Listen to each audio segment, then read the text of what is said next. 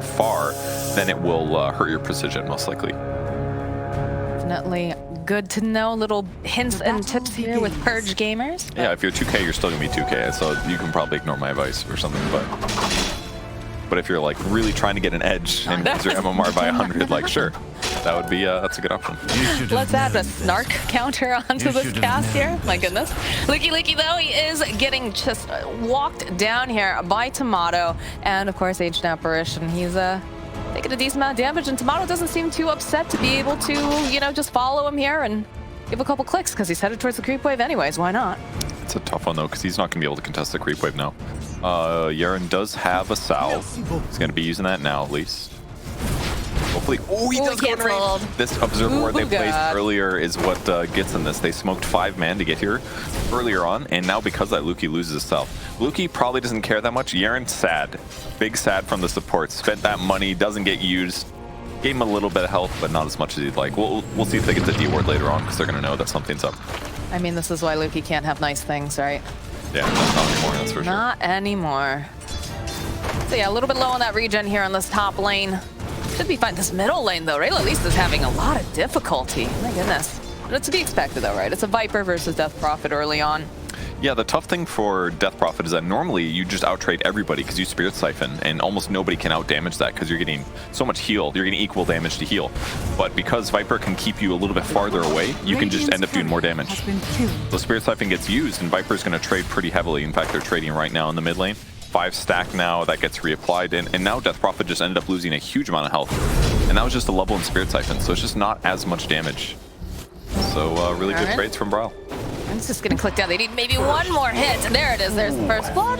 Going over to Timado. Luki also forced back, and this was really difficult for him just because his courier did get sniped earlier. Perhaps, you know, once Yaren makes his way back to the lane, he can bring some regen, but...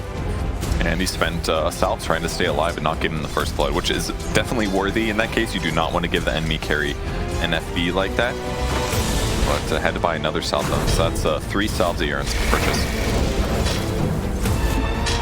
Interested in watching this bottom lane because, again, you know, we said that we saw, you know, No-Tail play this before, but it's not something we commonly see with this position 5 DK. So I'm interested if this is actually panning out the way that they intended it to, if it's getting the results that he wanted, or... It seems fine so far. He still has 3 tangos in the bank. Wraith King has 12 last hits. They've got like a 7 last hit advantage on Saberlight. And the other thing is that Sand King's just not a very good fighting hero early on. Kind of low armor, pretty crappy stats as a whole. The double stun there. And then he just tanks the damage and pops a tango to heal back up. I wouldn't be surprised if he gets a second point of Dragon Blood at 3, just to like really solidify his armor and his regen, but for now, pretty easy for him to tank these nukes and to give Wraith King the space that he needs to get lots of last hits. It's got to be very frustrating, right? Because I feel like this lane, especially with the double stun, has the potential to be particularly good if you're in kind of a awkward positioning within the lane. But because they're both so tanky, and because you do have, you know, the life steal that comes off of the Wraith eventually, it does make it very difficult. Saberlight, though, he's doing a great job. I mean, he is breaking, not necessarily breaking the ankles, but pushing the buttons real good to get out of these predicaments. Yeah, you got to be very careful when you play tanking. Maybe this is a me problem, but I feed a lot on this hero lane. I'm just overconfident, so you have to really play this edge thing where you don't end up dying. You maybe get a kill, but the most important thing is not feeding until you have enough Sandstorm levels to just cut creep waves. And once you get there, then it doesn't really matter as much that your laning might feel a little bit mediocre. But he's got good solutions too. He can Sandstorm dodge stuns, for example, especially the Wraith King one. But yeah, he's just gonna need levels primarily. This feels bad. Poor Real Elisa, like, he's cutting between these two towers. There's nothing much that they can really do to Bryle. He's a Viper, he's owning. Oh man. Ooh. Yeah, Bryle's playing so good. Basically just zones him from health and then stands on the cliff. Now he's level 5. 5.25.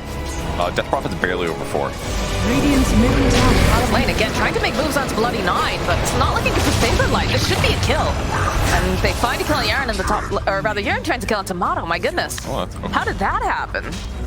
Interesting. Probably the power of Ink Swell on Tango, so you can get right on top of somebody, and then they can't stop him from chasing, because that's an AA plus TB dual lane, right? So as long as he swashbuckles on top of the guy and Ink Swell is going to pop. That's going to give you a Stroke of Fate follow-up damage and a lot of right clicks from Pango. So definitely one of the weaknesses of A as a support is that he can harass decently well, but once the fight starts, he's not very good at protecting anybody other than just adding damage and hoping you kill them first. So that's going to hurt him, especially after you got the first blood. But the big last hit leader right now is certainly Wraith King.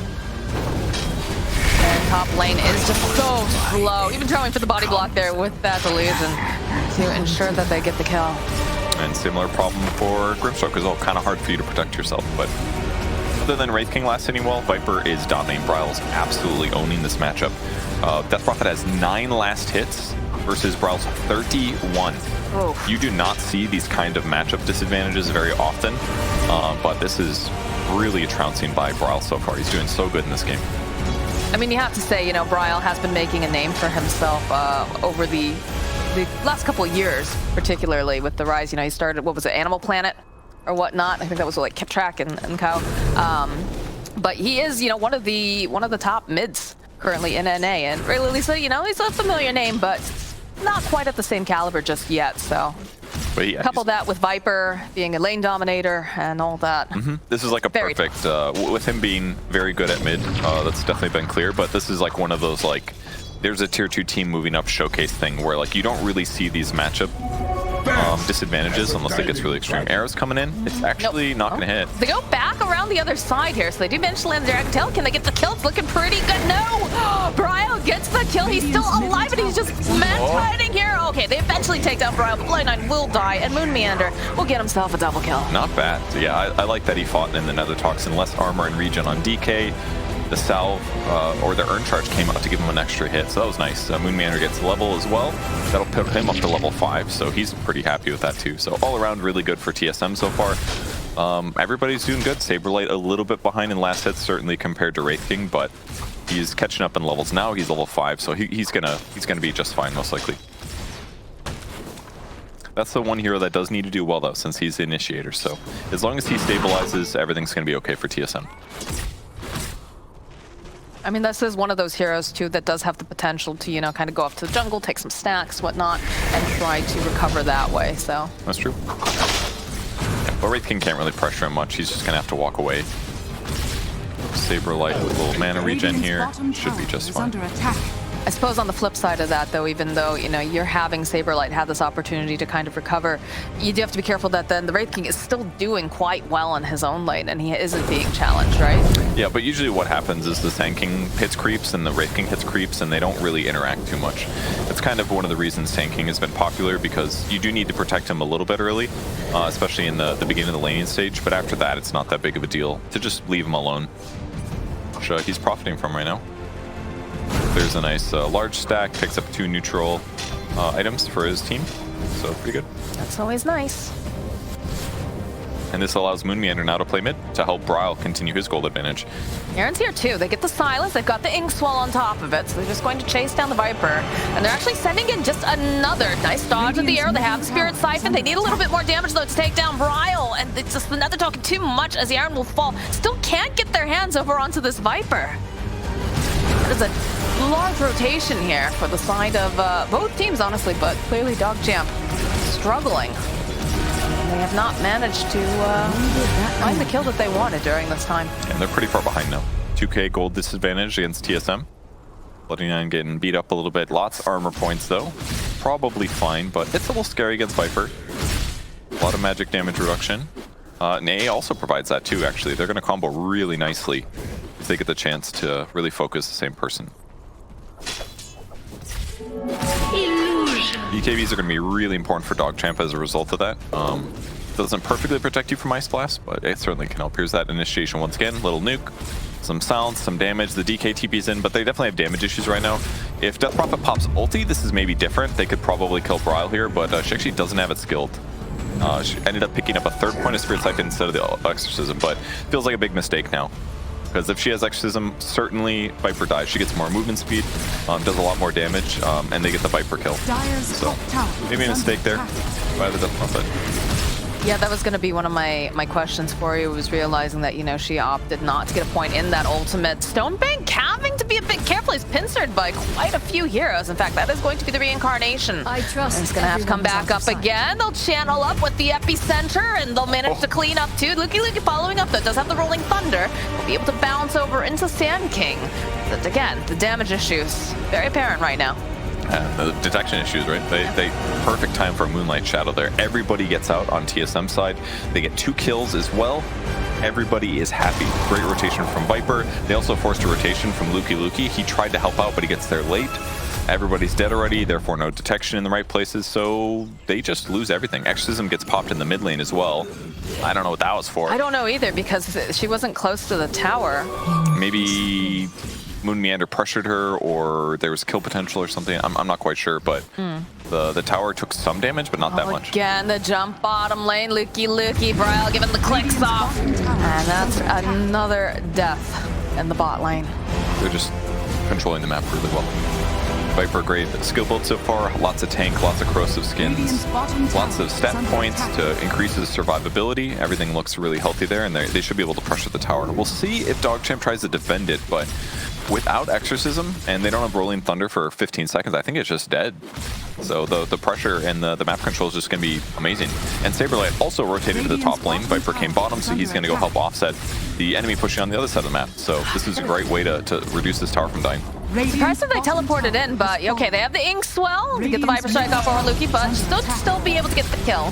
Going Thunder forward, plus the silence over onto the AA should ensure that they get themselves another kill as well. That's great. Yep. So big kill on Viper helps catch them up a lot in gold and experience. She'll go a little bit towards potential win.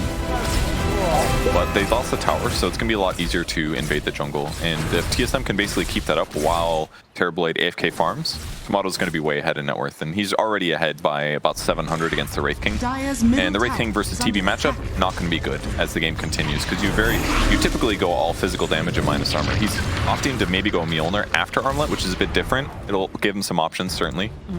It'll make him better against the TB, but I don't know how well it'll work out. We'll see. With the map movement going down to the bottom area for Dogchamp, was that worth it, considering that they took a little longer to get down there? They ended up losing the tower, and instead they weren't able to do any pressuring really on like another tower in the map. It was definitely worth it, I think, just because they got the double kill out of it. Killing Viper when he was doing so well was a huge advantage. So it was definitely still worth it that they did, even though they lost the tower. It just helped from things getting really out of hand. If they killed the tower on the TSM side and they moved to invade, then they would accomplish a lot more. So getting the kills takes them off the map for a bit, gets a lot more done. Burrow strike forward, plus the Ice Blast, the Starstorm right into everything. They'll lose Ray Lalisa. Rolling Thunder coming through from Luki. Does have that Ink Swell. Will manage to land over onto several as he keeps bouncing around. Should be able to get the kill on Bloody 9, and they'll lose Saberlight and Luki. Really good Rolling Thunder though. Did tons of damage, great Ink Swell, but unfortunately just not enough follow-up, and that's it's a Dragon Knight issue in some ways. DK pop his ulti at the bot rune. I don't know if it was still active there or not. It might have been low or gone, but probably was still up actually. But there's only so much he contributes, right? He's got a stun, he's got 4 points in Dragon Blood. Dragon Blood is countered if Nether Toxin's on the ground, so I'm not sure if I agree with him going all in on those stats, but there it is. And then the easy Ice Blast combo against Death Prophet takes her out every single time. They don't have a save, so as long as you land one stun on him and Ice Blast follows it up, that guy's dead. So it was very, very easy for them to win this fight. No chance of Exorcism. The follow-ups afterwards were likely to go bad. And even though Luki is using his ulti really effectively, he needs his teammates to be alive while he does these great combos, and that's going to give him the opportunity to get like a 3-man team fight wipe. But they're always they're counter-initiating right now, and that's going to be lower chance when you have this nice Mirana plus Sand King combo. Smoke play coming out from the side of Dogchamp as they are hunting to see if they can find some way to open up this middle tower. You can see Saberlight's just having a little bit of fun over here, but Bloody 9 does walk into everyone over on the side. Follow up with that Burrow strike, but the MV just chases down Yaren, and that's a double kill for Timado as they make their way across the river, and they've got their own sights set on this tower. That was just really nice how they did that. Everyone shows up, they wait for the right opportunity, they end up getting a double kill. Dragon Knight not necessarily in the right place. They've got defensive wards to help control their mid tower. And they use the tail end of meta to basically show full force. So 2 support pickoffs, they get the mid tower. They're just getting like max efficiency. And with the blink on Saberlight now, they are not slowing down until this game ends. They're just going to cross the map, play in the enemy side of the jungle, and continue going for burrow arrow combos and land Ice Blast to make this feel easier. I feel kind of bad for Ray Lalisa. He's had a couple exorcisms now and hasn't been able to get much out of it. But we do have the Blink Dagger picked up for Wraith King now, so that will give them a little bit more follow, counter initiation, whatever you want to call it. Again, it's still difficult because that exorcism is a big chunk of their damage. Early. It is, but here's the value that it brings them. This allows them to start things off with an Inkswell every fight. And even though Wraith King might scale worse against the TB later, in this moment right now, Blink is excellent. It means that you don't have to wait on Luki to go in. He can like play his ultimate more safe.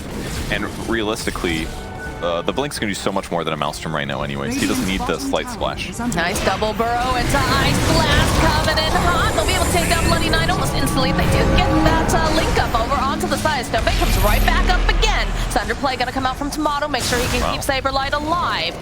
As now Ray Lalisa has a couple Spirit Siphons off, but just can't seem to hold them into place here on the side of TSM. Wow, the selfless carry. Ulties his allies. What a true bro, man. Very cool. Keeps everybody on TSM alive. It was a great Ice Blast. Look at that. Got the support kill, broke the Wraith King ulti, but now that's on cooldown, which means Wraith King is not going to be a strong hero. And look exactly, TSM's basically saying, let's get its free kill. They do scan, don't find the Wraith King, he's at Ancient, so maybe slightly misplaced there, but they might spot him now with this ward. Oh no, it's slightly out of range. All right, they'll see him right now. We'll see if they pivot. No, they're going to commit to Death Prophet. She's a good kill too. She is indeed, and that exorcism is about to come off cooldown, so it's a little bit of time she's going to be spent in the well, not being able to put that pressure down on the map. I feel really bad for Death Prophet this game. It does not look fun. Your lane was really hard, and now you're dealing with this like triple disable type stuff. Are they going to see him? They're coming up over here. I think their ward doesn't see right now. No, it doesn't see them, but they started making the movement towards the triangle, so I wasn't sure. We do see Luki here, though, because he went for that double damage rune. So open up with the Star Storm, Burrow Strike to follow, Ice Blast, easy peasy, down goes Luki. I like how they did that. Moon nukes the creep wave with Star Storm. This means that his arrow follow-up when the Burrow Strike comes can be easy. He already used jump, so they did the calculations. They knew how to catch him. So they're just doing a great job punishing the map here, and they're just keep moving around as three. These 3 heroes can kill anybody, especially with Ice Blast. So it just means Dogchamp does not have a lot of space to do anything on the map. Definitely feels very, very difficult for them to move. They can't really shove their lanes too far. The bottom lane, the tower, was already taken fairly early on. So even their own jungle, like if you look at the warding, Bloody Knight desperately trying to get this mid tower, trying to get anything. That's a sign of the game. He hits it twice and he runs away because he's like, he pops I could the ult fort very easily. Yeah, I mean, oh dear. Yep, and that's the penalty of dying earlier to that Ice Blast. Long cooling. Just hits level 12 now, but still on cooldown for a long time. Radiant's top tower has fallen. Couple pings coming out here. Moonlight Shadow does get used. While Hunting does manage to spot out Luki here using that illusion from the Terrorblade, but they'll find someone else. They'll go and they'll find themselves a Grimstroke. Ray Lalisa also being hunted constantly. There it is, the Viper Strike. Now the Toxin placed down on the ground. They've got the Metamorphosis and just gonna... There's a BKB on Timado already, for God's sake. This man just gonna walk down everyone. Bloody Nine flapping those wings over on the side. You can see he's trying to make some things happen, but Timado's still following up here. There's gonna be the buyback. They're gonna try to make their way back over. So an Ice Blast gets dropped over on the side. The arrow does get tossed. Timado just 3 now jumping on top of him. All right. Okay, he deserved to die. He deserved that one. That was like crazy. These, like, okay, you got your BKB at a good time. His first kill, great, but following a Dragon Knight all the way behind like tier 2s, that was a little insane. They are super far ahead, so they can definitely make some mistakes like that. Maybe they're having a good time.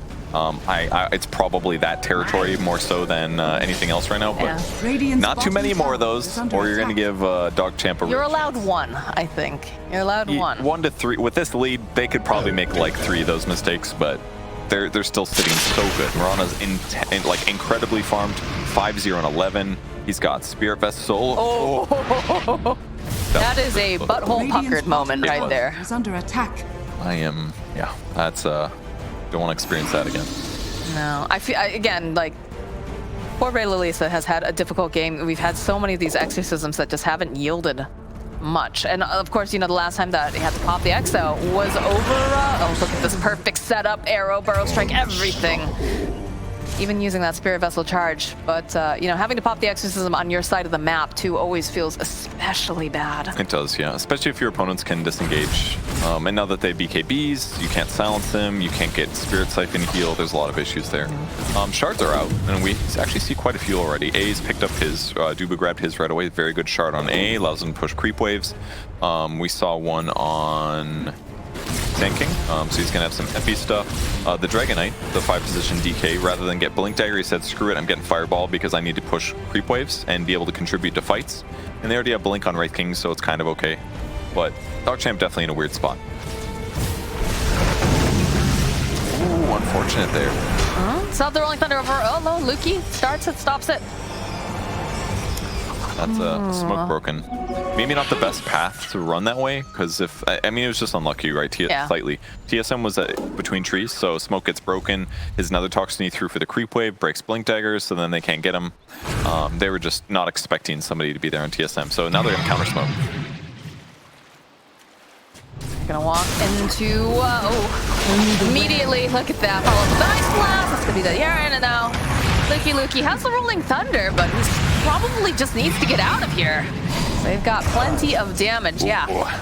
The DD right click, that's the worst feeling as the Pango. When they just kill you. But the Timado's hitting for 500 damage here. The hit squad continues as they found Bloody 9. And that's going to be a dead Dragon Knight. So into the Roche Pit, TSM will go. They know that this is very free for them. They have the double damage. They've got everything they need. They even another have the gank solar. bottom. Watch this. Saberlight and Brawl instantly TP bottom. Now they're going to execute him. Stone Bake. He does have the reincarnation up, but I'm pretty sure they can kill him a second time if necessary. Back that Viper Strike. A little bit of the pulse coming off of Sand King. That's going to be the first step. We'll see rotation coming out. But yeah, they just follow up. They even go for that. I mean, they get the leash off, but this is not looking good for Stone Bake. So he's going to be able to get a kill. Okay. Can they follow up? Verona is here. The leap forward. The Star Storm. They'll get the kill on Stone Bake. They'll get the kill on Yaren as well. I really didn't expect him to be able to get something out of it, but hey, he gets the Sand King kill. Not the worst. You have to be careful here. Bryle sitting a little bit low. The arrow coming through. Beautifully done. Ice Blast will get dropped on Lukey. They're just doing such a good job playing around Bryle. But like, Viper can certainly have a lot of issues if he gets pressured too much. Timado going for a kill, trying to body block. It's going to take a lot of right clicks. Bloody 9. Timado wants revenge from last time, dude, and he's doing it. This is actually unreal, watching him just body block like this. Oh my god, he's dead. And it's still Moon Meander gets the kill. I'm sure there's a laughing Moon Meander on cam. There it is. I saw some teeth. He's having a good time. Oh, it's sick, dude. My 8th kill. Nice. Yoink. I deserve that. He does. That was a really good kill by Timado, though. All right, Dogchamp down by 11k now. Basically, if TSM wants to do something on the map, it is not difficult to do it. They're just getting everything done. I just don't, I mean, they could try to do like a 5-man smoke, I guess, on the side of Dogchamp. Like, they need to get some of this ground back within their control, right? We're seeing the replay over here. That was unfortunate. Sand King blinks to leash back into Viper. They get the double stun, the Ink Swell explosion, a lot of damage. It's under attack. Radiant's bottom very tower good. has fallen. He's like, all right, I got one. I'll take it, yeah. Whatever, could be worse. We take those. Somebody brings a gank right to you. It always doesn't feel the worst. But yeah, how does Dogchamp gain any sort of footing back into this? Because it feels very, very difficult. I mean, look at Timado's just running in here. Missed initiation is certainly a good start. Yarn's able to escape though. Split up your opponents, pick them off on the map would be a really good way. But everybody on TSM is playing pretty flexible right now. Moon Meander does not have BOT, so you could take his indication of being top as an opportunity, but in the same vein, like, Wraith King is really not doing the most damage just yet. Bloody 9 trying to get some vision down. He looks dead. He does indeed. Yeah. I will say, though, they do have the BKB picked up now for Death Prophet, so that does give them a little bit more leverage in some of these fights if they decide to try to go and find, you know, whether it's split sort of situation. I think the problem is a lot of the times these guys are pretty grouped together whenever they make their way across the map.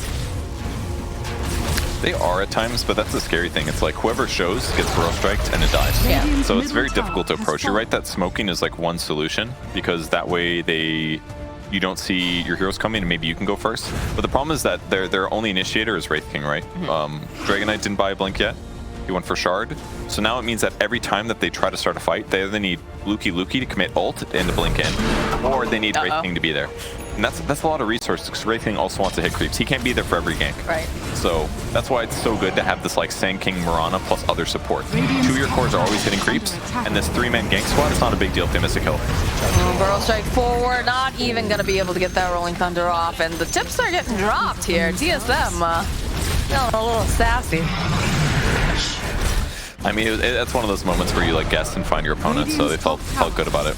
This would be a good moment. I don't know if they have voice lines. I know that everybody's given TSM some flack for their very corporate. That's true. They could slap down 3 very cool TSM logos on the map right now. A missed opportunity for sure. Yeah, definitely. Timado having to be a little bit careful. It's going to back off, respect it for now. Still has that meta up. Just going to heal up as Bryle, being the frontliner currently, doing some of that toxin down and whatnot. Fuel Scepter picked up now for Sand King. I just don't see how they force them out right now. Yeah, look at this, the aggression coming in. Plus the Scotty. Bloody Knight just absolutely melts. Radiant's top barracks are under Literally attack. nothing he can do there. Nope, indeed. This is the issue with the 5 Dragonite. If you have a rough game and you get your blink late, you just don't contribute nearly as much. There's just better heroes for that kind of position, like an Ogre. But hey, they chose to put themselves in that position to get some draft advantages, and it did not work out so good. But tough against a really good team. Yeah, I mean, I props to them for trying something a little bit different for sure, but it is very, very difficult. And BKB coming up from Rayla Lisa. He had to press it. If he doesn't press it, he no, dies. he definitely does with that arrow running at him. Blink Dagger picked up now for Bryle.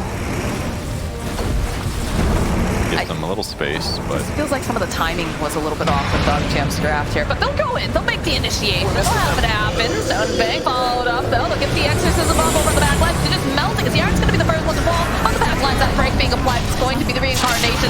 Will they get enough damage over onto Saberlight, though? The question, they're very close. Yes, they'll be able to take down Sand King, but they'll take down Stonebank, and Rayla Lisa will also fall. Buybacks coming out now. You'll see the Grimstroke and the Death Prophet trying to get themselves back into position, but they don't have the ultimate now as they chase a bit far in. Bloody Nine will fall. Looks like they'll finally take down Moon Meander. He leaps a bit deep here.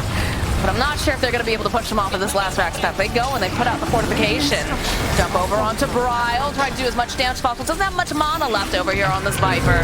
They're just struggling to find the opening here, Yaren. Throwing out that Inkswell, trying to push out of the base, but Timado's just chasing him down as Bryle eventually falls to Lukey, but Yaren will fall now. Timado, gets that TP and just says goodbye to everyone here. he played that fight so good. Lukey was a little bit late to go in there. TSM kind of read at the same moment, but I loved what Timado did. He runs away. He like bought extra seconds, right? Watch how he runs away and watch him juke a little bit. And it wasn't until he really needed to BKB that he did. He BKB like interrupts Wraith King initiation. So he basically wasted like seconds off Lukey's roll. He dodged it expertly, and then he forced Wraith King to get aggressive and just died. Ice Blast hits, Armlet isn't usable then, easy kill, and then he just shows you, like, if you're far enough ahead, you do not even need meta on this hero for it to be a terror, because anytime he slaps these range heroes, they're just slowed for the rest of the fight. Like, expertly played by Timado. And yeah, Moon, big feeder, 12-1 and 17. There goes his perfect game, right? Yep, it's gone. A little bit early on the arrow, but still going to be able to collect on Bloody Nine. There we go. I think there's a 99% chance that they win this game, so if I did the math too. They're not stopping. Bot Rax is what's up next. All 5 heroes are in the area. They got the Boots of Bearing. They got an Aeon Disc on AA in case Dubu's the guy that gets initiated on. He ever gets close enough to anyone there. His positioning has been very, very good, but you have the BKB available now for the Wraith King. It's still very difficult because the amount of physical damage getting dished out. He's signed with 1 illusion. Yeah, that feels bad. Saberlight diving a bit steep here, following up with the Ice Blast. You have the shard over on Lukey. Lukey's just gonna try to roll away. He cannot get out there fast enough. BKB over on Rayla Lisa Stonebank. He's taking too much damage. He doesn't have that. He's just dead. Rayla Lisa trying to run away, and it's not looking good. Death Prophet will fall. They'll go chasing down after Bloody Nine. They just call GG. Dog Champ realizing that this game just slipped through their fingers too early on, and they can't recover. TSM just played absolutely expert. Frankly, just an absolute outclassing. Like,